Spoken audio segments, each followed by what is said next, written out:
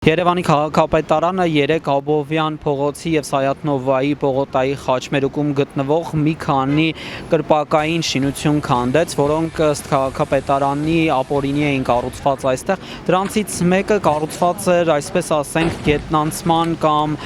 ինչպես այստեղ հավաքվածներն էին նշել, ապաստարանի վրա։ Քաղաքապետարանը այսօր այդ տարածքը ինչ-որ հիթեղյա կտորով փակել է։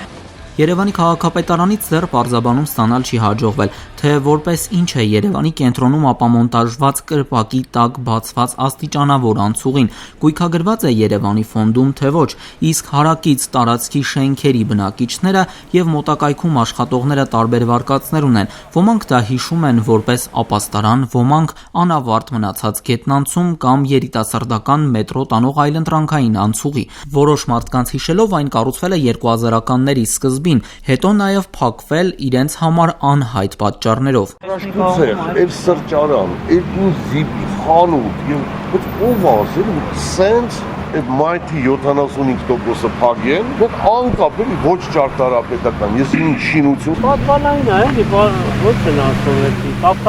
ապաստան, բայց вообще գործել է, պրոստը գել են գրեն ինչ-որ բան է։ Չէ, ուղղակի քանդը մեծացրել է, սեփականատերը քանդը մեծացրել է։ Տակի հատված է գետնի։ Դեպի բնակիչներին ավելի դուր է գետնի, բավականին ավելի։ Այդ որ վրան կապեն սարքվել է։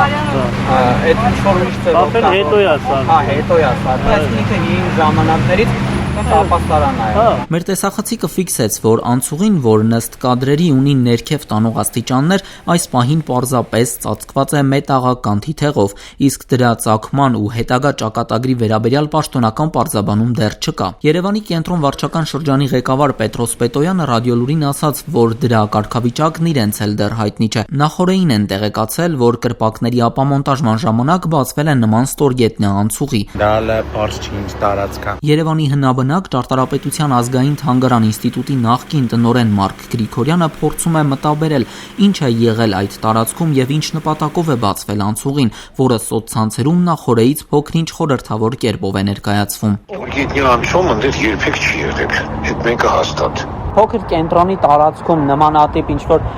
ապաստարաններ այդպիսի կառուցված կան, օրինակ շենքի միջից մտնեն մարդիկ փողոցի կողմից դուրս գային,